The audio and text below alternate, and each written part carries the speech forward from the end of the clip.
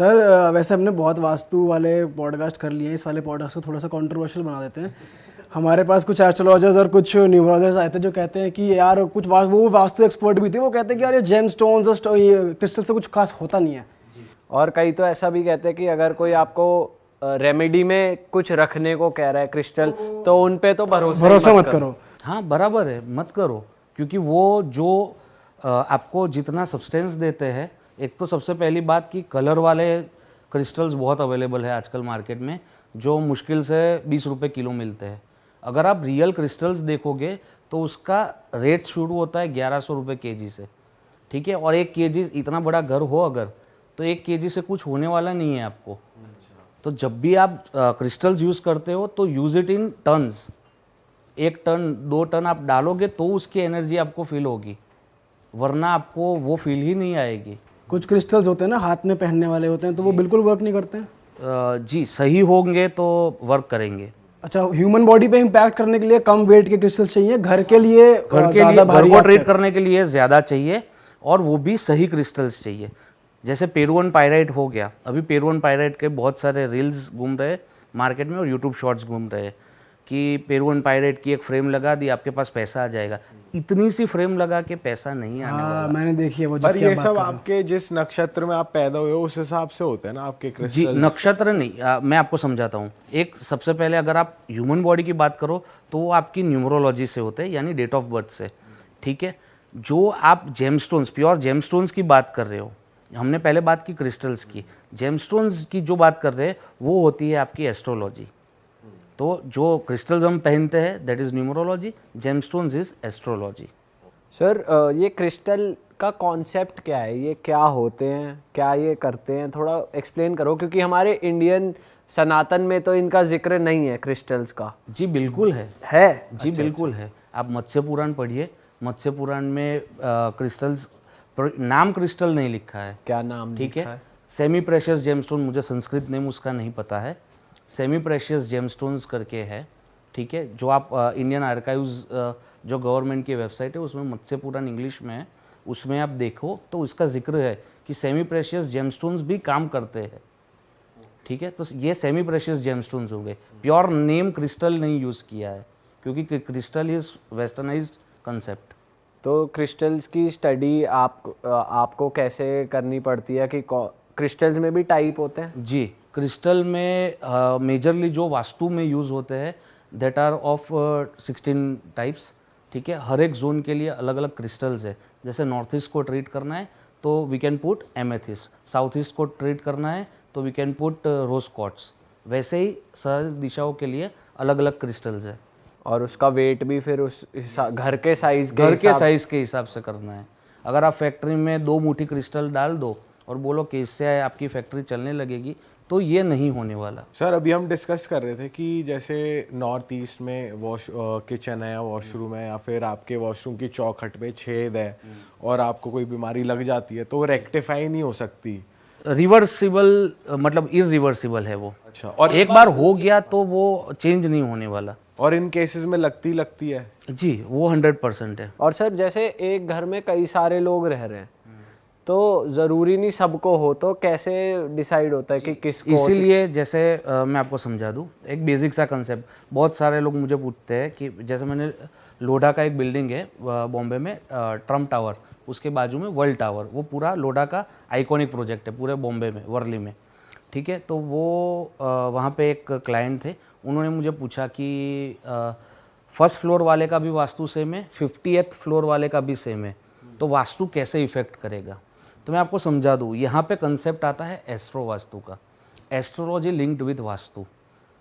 एक बेसिक सा एग्जांपल हम ले लें कि हमको दिया गया है नॉर्थ में है बुध देव, ठीक है, नॉर्थ ईस्ट में गुरु है, साउथ ईस्ट में शुक्र है। तो अगर आपका साउथ ईस्ट खराब होगा तो सबसे पहले वो आपकी क्या लेगा, कैश लिक्विडिटी ले लेगा, ठीक है। सेकंड, आपके अगर साउथ ईस्ट पीड़ित है आपके घर में तो आपका जो मेल संतान है उसको तकलीफें आएंगी, ठीक है, सेकंड चीज़। थर्ड चीज़ कि अगर साउथ ईस्ट पीड़ित होगा तो वो आपको हाइपरटेंशन, डायबिटीज़, थायराइड जैसी बीमारी देगा। बट वो किसको देगा, तो जिसकी कुंडली में शुक्र पीड़ित है वो बंदे को देगा। ओके। अच्छा सर, ऐसा भी होता है कि तुम किस डायरेक्शन में सोते हो वो भी तुम्हारे हेल्थ पे, तुम्हारे रिलेशनशिप पे या तुम्हारे काम पे इफेक्ट करेगा, तो बेस्ट पोजीशन क्या है सोने की? जी, मैं आपको एक छोटा सा कंसेप्ट बता दूं। हम सबने सुना है और बहुत सारी जगह पढ़ा है कि नॉर्थ में सिर करके नहीं सोना है एज पर वास्तु। इसका और वास्तु का ताल्लुकात नहीं है। क्यों, मैं आपको समझाऊं मेडिकली। नॉर्थ होता है मैग्नेटिक पोल, हमारा सर होता है मैग्नेटिक पोल। पुराने ज़माने में इतना क्या बोलते हैं, ट्रांसपोर्टेशन और टेलीकम्युनिकेशन इतना फास्ट नहीं था। अगर किसी की डेथ हो जाती थी और किसी को बाहर से बुलाना है और फिर बॉडी को भी 4 कंधों पे लेके श्मशान तक जाना है, तो बॉडी का वेट ज़्यादा ना बढ़ जाए, उसलिए उसको नॉर्थ में सुलाते थे, नॉर्थ में सिर करके। क्यों? क्योंकि मैग्नेटिक पोल और मैग्नेटिक पोल अट्रैक्ट होंगे तो बॉडी में जितनी जो प्रक्रिया है वो स्लो डाउन होगी और बॉडी का वेट ज़्यादा नहीं बढ़ जाएगा। तो ये एक साइंटिफिक रीज़न है। ये साइंटिफिक रीज़न है, ठीक है। The best place to keep your head is south, second is east. अगर कुछ भी नहीं हो रहा है तो आप वेस्ट में करो, बाकी वेस्ट में आप नॉन प्रोडक्टिव हो जाओगे।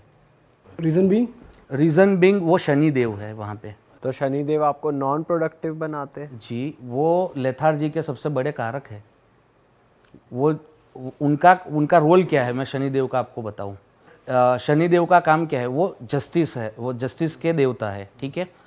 वह आपको गलत काम करने के लिए उत्सुक करेंगे, ठीक है, और जैसे ही गलत काम करोगे डंडा मारेंगे, ठीक है। झूठ मत बोलो, झूठ मत बोलो, वही झूठ बुलवाएंगे, और झूठ बोलोगे तो डंडा मारेंगे।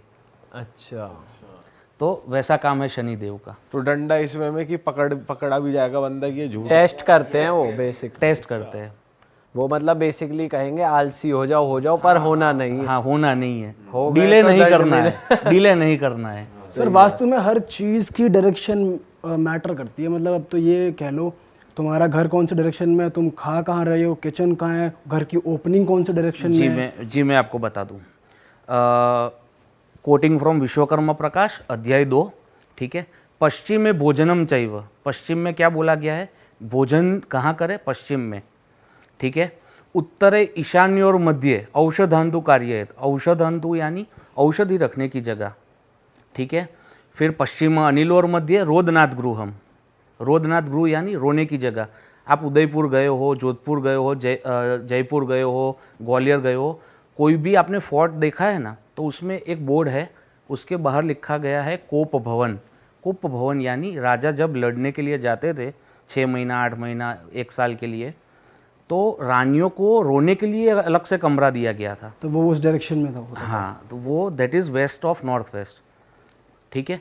कहीं पे भी एक दूसरी चीज़ मैं क्लियर कर दूं, कहीं पे भी ये नहीं लिखा कि सामान्य मनुष्य को ये यहाँ करना चाहिए। विश्वकर्मा प्रकाश में एक ही चीज़ लिखी है, राजा को ये यहाँ बनाना चाहिए।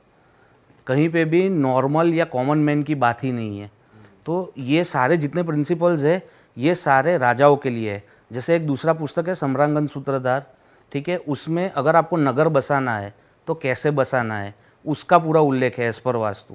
तो अलग अलग ग्रंथ है, मनुष्यालय चंद्रिका हो गया, राजवल्लभ हो गया, ठीक है। तो सारे ग्रंथों में अलग अलग चीज़ें, कैसे क्या चीज़, किसी को राजभवन बनाना है या राजा का दरबार बनाना है तो कैसे बनाना है, ठीक है, ये सारी चीज़ें उसमें दी गई है। तो सर आम आदमी पे क्या लागू होता है? आम आदमी पे यही वास्तु लागू होता है, वास्तु इन 16 डायरेक्शंस।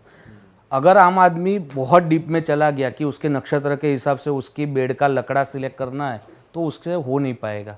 सबसे बेस्ट है नॉर्थ ईस्ट और साउथ ईस्ट क्लियर रखो, सुखी समृद्ध जियो। अच्छा सर, बाथरूम के लिए कौन सी बेटर रहती है डायरेक्शन की वो आपको नुकसान ना पहुंचे? जी, बाथरूम के लिए 3 डायरेक्शंस है। First is south of south west. South of south west में क्या लिखा गया है, याम्य नैऋत्योर मध्य, यम यानी साउथ, नैऋत्य यानी साउथ वेस्ट। याम्य नैऋत्योर मध्य पुरुष त्याग मंदिरम, पुरुष त्याग यानी मल्ल त्याग करने की जगह, यानी WC बनाने की जगह। एक ये हो गया नेगेटिव, जहाँ पे दिया हुआ ही है कि यहाँ पे आपको बनाना है, ठीक है, साउथ वेस्ट में सोना है। नैऋत्यम सुतिका गेहम यानी साउथ वेस्ट में सोना है। और दूसरा है वेस्ट ऑफ नॉर्थ वेस्ट, जो अभी हमने बात की, डिप्रेशन वाला जोन। तो डिप्रेशन वाले जोन में भी आप टॉयलेट बना सकते हो। और तीसरी है ईस्ट ऑफ साउथ ईस्ट। पर ये देखना है कि जो जातक है, जो हमारा क्लाइंट है, या जो बंदा हमारे से वास्तु करवा रहा है उसका काम क्या है। जैसे कोई सीए या साइंटिस्ट हो गया, तो अगर आप ईस्ट ऑफ साउथ ईस्ट में बनाओगे तो उसका काम बंद हो जाएगा। क्यों? क्योंकि वह एनालिसिस की जगह है और उसका काम एनालिटिक्स से रिलेटेड है, डेटा साइंटिस्ट है, ठीक है। अगर कोई एक्टर है या आप लोग ले लो, ठीक है, तो आप अगर साउथ ऑफ साउथ वेस्ट में बनाओगे तो नहीं चलेगा आपका काम। क्यों? क्योंकि वहाँ पे गंधर्व देव का पद है और Gandharva Dev is god of all art forms, तो आपका भी एक आर्ट फॉर्म है, तो आप वहाँ पे आप नहीं बना सकते। तो वह देखना बहुत इम्पोर्टेंट है, क्योंकि हमारा जो मल्ल है, जो अंदर जमा हुआ है, उसका त्याग हो रहा है, तो वो नकारात्मक ऊर्जा ही है। इसलिए तो पहले के ज़माने में घर के बाहर बनाते थे हम, फिर हम उसको घर में लाए, फिर कमरे तो में लाए। ओवरऑल घर के अंदर बनाने का जो कॉन्सेप्ट है वही बेकार वही बेकार है, वही बेकार है। दोस्तों, बातों को आगे बढ़ाने से पहले बात कर लेते हैं रियल 11 की। यहाँ पर आपको कुछ नहीं करना, बहुत आसान से सवालों के जवाब देने हैं मैच से रिलेटेड। अब जैसे यहाँ पे क्वेश्चन है कि क्या इंडिया सेकंड ओडीआई जीतेगा, यस या नो, तो अपना आंसर सेलेक्ट करो, स्लॉट बुक करो और जीते हुए पैसे अपने बैंक अकाउंट में आराम से विड्रॉ करो। अगर एक प्लेयर से अपना नसीब चमकाना चाहते हो तो MVP खेलो, अपना गेम चेंजर चुनो और बड़ा जीतो। चलो बातों को आगे बढ़ाते हैं। अच्छा सर, एक बात बताओ, जब आप इंडस्ट्रीज या उनका वास्तु करने जाते हो, फैक्ट्रीज का जी, और वहाँ पर जैसे किसी की फैक्ट्री नहीं चल रही या पुरानी कंस्ट्रक्शन होती है, तो कभी कुछ ऐसा पैरानॉर्मल हुआ है आपके साथ कि नेगेटिव एनर्जीज हैं वो आपको उपाय करने नहीं दे रही है? जी, एक फैक्ट्री है बावला में, बावड़ा यानी जाइडस की जहाँ पे फैक्ट्री है, अहमदाबाद से, अहमदाबाद का इंडस्ट्रियल एरिया उसको बोलते हैं। तो वहाँ पे एक फैक्ट्री का मैं काम कर रहा था। तो फर्स्ट टाइम जब वहाँ पे गया तो पूरा सब सही चल रहा था। फिर जाते जाते कुछ मुझे फील हुआ, ठीक है। मैंने घर जाके वो जो नमक होता है, सी सॉल्ट, उससे मैंने हॉट शावर लिया, फिर भी मुझे 3 दिन तक बुखार आ गया, ठीक है। फिर वो चीज़ डिले हो गई 2-2.5 महीने तक। फिर 2-2.5 महीने के बाद फिर से हम लोग वह फैक्ट्री का रेमेडी करने के लिए जा रहे थे। तो सबसे पहले एक छोटा सा एक्सीडेंट हुआ, जो मतलब पॉसिबल ही नहीं था कि यह चीज़ हो सकती है। छोटा सा मतलब कैसे? छोटा सा मतलब हम लोग सिग्नल क्रॉस कर रहे थे, ठीक है, और एक बंदा अचानक से सामने आ गया अपना होंडा एक्टिवा लेके, और एक्टिवा उसने ठोक दिया, ठीक है। ठोक के अभी मैं जस्ट खड़ा हो रहा हूँ, उसको देख रहा हूँ, ठीक है। मैं बोला अंकल आपको लगी नहीं है? तो बोले नहीं नहीं नहीं लगी है, ठीक है। और मेरा जो पीछे का बम्पर का वो था, पीछे से आगे एक्टिवा वाले ने ठोका और पीछे से भी किसी ने अड़ा दी थी।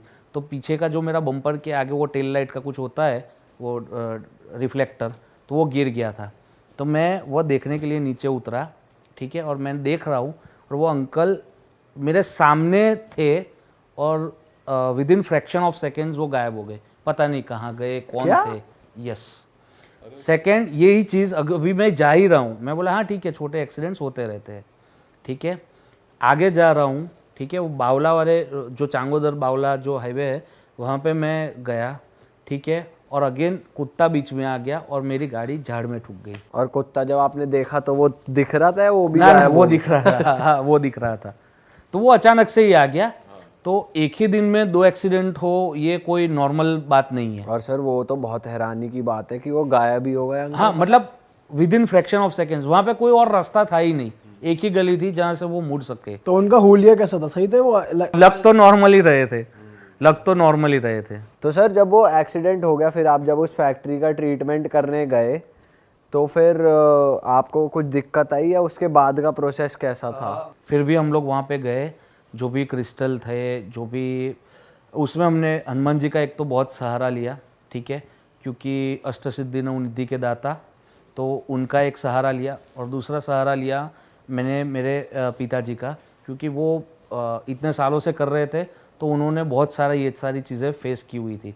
तो हमने वो जो हवन और वो सब होता है उसके साथ फिर हमने रेमेडी की। और तब से हमने एक पॉइंट बना लिया कि जब भी किसी भी कमर्शियल एस्टेब्लिशमेंट यानी कि फैक्ट्री या कोई बड़ी सी ऑफिस का काम कर रहे हैं तो सबसे पहले हनुमान जी का हवन करवाए, क्योंकि पहले वो करेंगे तो ही हम बचे रहेंगे। सही बात है सर। तो मतलब हनुमान जी के हवन के बाद चीजें आपको असर में आती दिख हाँ, गई। जी जी जी। उसके बाद दिक्कत नहीं आई उन लोगों को? नहीं, उनको भी नहीं आई और हमको भी नहीं आई। सर वैसे जो घरों में ब्लैक मैजिक और नेगेटिव एनर्जीज वास्तु से ही रेक्टिफाई हो सकती हैं अगर कोई खुद ही कर ले रेक्टिफाई, तो मतलब या जिसके घर का वास्तु परफेक्ट है, क्या उस पे इन चीज़ों का इम्पैक्ट कम हो जाता है? अगर जी कोई कम हो सकता है, 100% कम हो जाएगा। क्योंकि आप देखो, आप जहाँ पे सो रहे हो वो दैवी शक्ति है, ठीक है, मैंने बोला वो आसुरी शक्ति है, तो बाकी की जो हुई वो दैवी शक्ति हुई, तो वो दैवी शक्ति कहीं ना कहीं आपको प्रोटेक्ट करेगी ही, ठीक है। तो अगर आप वास्तु ठीक कर रहे हो और ठीक है, आप कुछ भी नियम जो भी आपने लिया हुआ है वो छोटा सा नियम भी आप फॉलो कर रहे हो, तो वो देवी शक्ति आपको ये सारी चीज़ों से बचाएगी। और आपको कभी घर में घुस के किसी के फील हुई है नेगेटिव एनर्जी? बहुत बार, बहुत कुछ बताओ ना सर वो केस। वो नॉर्मल है, बहुत बार होती है।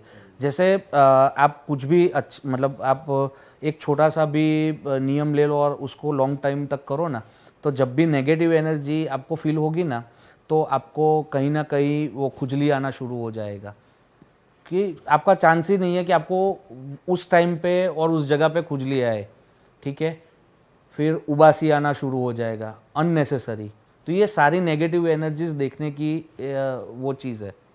सर लेकिन अगर आप किसी घर में जा रहे हो तो बिना उसकी डायरेक्शन देखे कि यहाँ ये डायरेक्शन में गलत चीज़ बनी हुई है, बिना वो देखकर भी आप महसूस कर लेते हैं कि नेगेटिव, हाँ, नेगेटिव एनर्जी है। वो तो एनर्जी है ना। मैं आपको एनर्जी का एक एग्जांपल देता हूँ।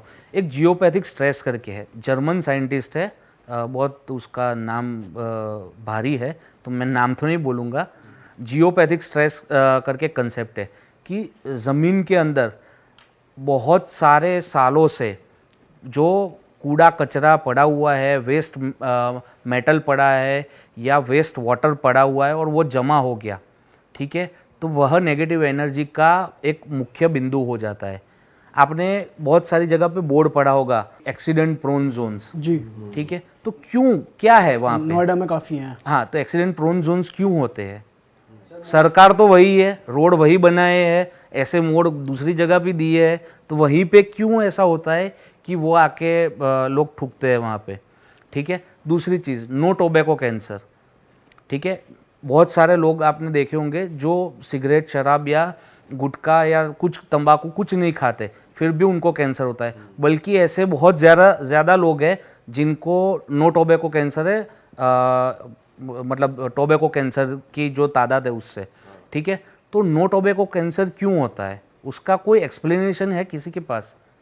तो यह साइंटिस्ट ने वो उसको एक्सप्लेन किया है कि जब उसका नोडल पॉइंट, यानी साउथ की वॉल से और वेस्ट की वॉल से दो रेज ऐसे जाते हैं, वो जहाँ पे टकराते हैं that is nodal point. Nodal point पे अगर वो बंदे का बेड आ गया, ठीक है, तो वह जियोपैथिक स्ट्रेस नोडल पॉइंट बन जाता है और उस बंदे को कैंसर होने के बहुत सारे चांसेस बढ़ जाते हैं। और जो एक्सीडेंट प्रोन रोड्स हैं उस पे भी वो सेम चीज़ है। आपने देखा होगा कि बिजली जब आती है, ठीक है, तो कि आपका घर भी है, बाजू वाले का घर भी है, ठीक है, तो आपके घर पे ही क्यों टकराएगी, क्यों बाजू वाले के घर पे नहीं टकराती? तो अगेन वह कंसेप्ट है जियोपैथिक स्ट्रेस का। तो बेसिकली उस जमीन में इतना स्ट्रेस है कि Yes, वो yes, इंसान yes, को दिक्कत दे रहा है, तो उसकी भी रेमेडीज होती है? हाँ, उसकी भी रेमेडीज होती है। उसके लिए अलग अलग इक्विपमेंट्स भी आते हैं, लेकर एंटेना हो गया, ऑरा स्कैनर हो गया, यह सारे अलग अलग इक्विपमेंट्स हैं जिससे हम उसको पता कर सकते हैं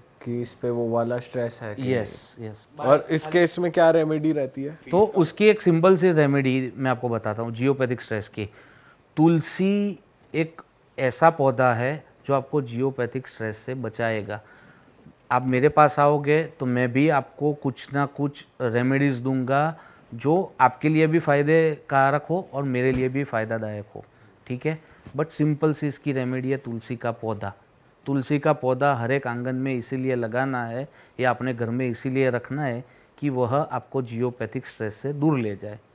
आप मेरे पास आओगे, मैं आपको 50,000 रुपये का प्रिस्क्रिप्शन दे दूंगा। आप किसी और वास्तु कंसल्टेंट के पास जाओगे, वह भी सेम चीज़ करेगा, अंदर डालेगा तो वो तुलसी का ऑयल। तो ये उस एग्जैक्ट डायरेक्शन में होना चाहिए या आंगन में कि कहीं भी हो? कहीं पे भी हो वो आपको एटलीस्ट बचा तो लेगा इस चीज से। सर जो बड़े लोग कह गए हैं, बड़े बूढ़े कि यहाँ तुलसी घर में होनी चाहिए, उसके पीछे एक रीजन यही है कि यहाँ चलो। वो जो बड़े लोग जो भी कह गए उसके पीछे कोई ना कोई कारण है। सर मैंने ये भी सुना है कि वास्तु के हिसाब से, मतलब मुझे नहीं पता होना चाहिए नहीं होना चाहिए, but artificial flowers, artificial fruits, ये सब नहीं होना चाहिए घर के अंदर जी, क्योंकि वह नेगेटिविटी उत्पन्न करते हैं। आप अगर किसी को भूख लगी है और आप उसको नेगेटिव फूल या नेगेटिव फ्रूट्स दे रहे हो तो उसको उससे खुशी नहीं मिलने वाली। कहीं ना कहीं आपके पूरे घर में देवता के स्थान दिए गए हैं और विराजमान है, अगर आप वो चीज़ वहाँ पे रख रहे हो तो वो नेगेटिविटी उत्पन्न करेगी, तो वो अवॉइड करो कि वो चीज़ ना रखो। और जैसे लोग तो आजकल डेकोरेशंस का इतना सुंदर सुंदर सामान उठा उठा के घर में ले आते, तो नहीं होना चाहिए या घर के बाहर होना चाहिए एंट्री वगैरह पे? नहीं होना चाहिए, मतलब फूल नहीं होने चाहिए, बाकी तो बाकी डेकोरेशन, पर डेकोरेशन में भी फूल और फ्लावर्स ही पूछ रहा था मैं पर्टिकुलरली। आर्टिफिशियल तो नहीं रखने चाहिए, असली वाले रख सकते असली हैं। वाले रखो। उसमें भी कुछ स्पेसिफिक है कि यही रखने हैं ये नहीं रखने। कुछ लोग वो रखते हैं, बैम्बू रखते हैं छोटी छोटी, वो जरूरी वो चाइना से आया है, वो नहीं रखना वो चाहिए। हमारा नहीं है। सर बहुत सारे ऐसे भी प्लांट्स होते हैं ना, ये गुड लक के लिए है, इंडोर प्लांट्स। मैं एक रील देख रहा था अभी, कोई वो बंदा कह रहा था कि मनी प्लांट रखना चाहिए अपने रूम में, जहाँ तुम सो रहे हो वहाँ पे रख सकते हो, तो सही है क्या? नहीं, मेरे हिसाब से तो सही नहीं है, और उससे मनी प्लांट से मनी नहीं आता। बहुत सारी और चीज़ें करनी पड़ती है जिससे मनी आता है, ठीक है। तो वो मनी प्लांट मतलब हाँ कोई नुकसान नहीं देता वो, ठीक है, आप रख सकते हो, बट उससे कोई फ़ायदा नहीं मिलने वाला आपको। सर यंगस्टर्स हमारी काफ़ी ऑडियंस है, ज़रा आप रिलेशनशिप और ब्रेकअप्स और हार्ट ब्रेक इनकी डायरेक्शंस बता दो कि जब गर्लफ्रेंड से रात को बात करे तो कौन सी साउथ वेस्ट कटा होगा तो वो लव लाइफ फेलियर देगा। कटा कैसे जी, मैं वो आपको समझा देता हूँ। कोई भी कोना अगर आपके घर से कम है, ठीक है, तो उसको कटा बोलते हैं, और कोई अगर उसका ऑफसेट बाहर आ रहा है तो उसको बढ़ा हुआ बोलते हैं। तो साउथ वेस्ट ज़रूरत से ज़्यादा कटा हुआ होना या ज़रूरत से ज़्यादा बढ़ा हुआ होना वो आपको लव लाइफ में फेलियर देगा। दूसरी उसकी दिशा है साउथ ऑफ साउथ ईस्ट, वह भी कटा हुआ होगा, बढ़ा हुआ होगा, टॉयलेट होगा, पानी की टंकी होगी, ब्लू कलर होगा, तो वो आपको लव लाइफ में फेलियर देगा, चाहे वो ब्रेकअप हो या डाइवोर्स हो। हाँ जी, हाँ जी। डाइवोर्स साउथ वेस्ट से देखते हैं, लव लाइफ साउथ वेस्ट और साउथ साउथ ईस्ट दोनों से देखते हैं। अच्छा, और सर वैसे हमने सुना है कि घर में बेसमेंट होना ही नहीं चाहिए। बेसमेंट अगर आपको करना है तो आपको पूरे फ्लोर का करना पड़ेगा। पूरे फ्लोर का मतलब आप आधा बेसमेंट नहीं कर सकते, पूरा जितना ऊपर है उतना ही नीचे करोगे तो वो फ्लोर कंसीडर होगा, ना कि बेसमेंट। वैसे कहते हैं बेसमेंट नेगेटिव एनर्जी का हब होता है, ऐसा सच जी है? होता है ना, क्योंकि आप पाताल में घुस रहे हो। आप बोलते हो ऊपर आकाश है नीचे पाताल है, तो आप पाताल में घुसोगे तो पॉजिटिविटी कहाँ से आएगी? तो उस केस में भी रेमेडी करा लेनी चाहिए। रेमेडी कोई काम नहीं करेगी उसमें, क्योंकि कोई रेमेडी है ही नहीं ऐसा। तो बेसमेंट की कोई रेमेडी नहीं है? नहीं, क्योंकि मेरे घर पे ऐसा ऐसे मत कर। इन दोनों के घर पे है। लेकिन हमारा पूरा यार, तेरा ही पूरा मेरा ही पूरा है, पूरा बना हुआ है, जितने ऊपर के फ्लोर्स हैं वो फ्लोर कंसीडर होता है, वो बेसमेंट कंसिडर नहीं होगा। नहीं जी।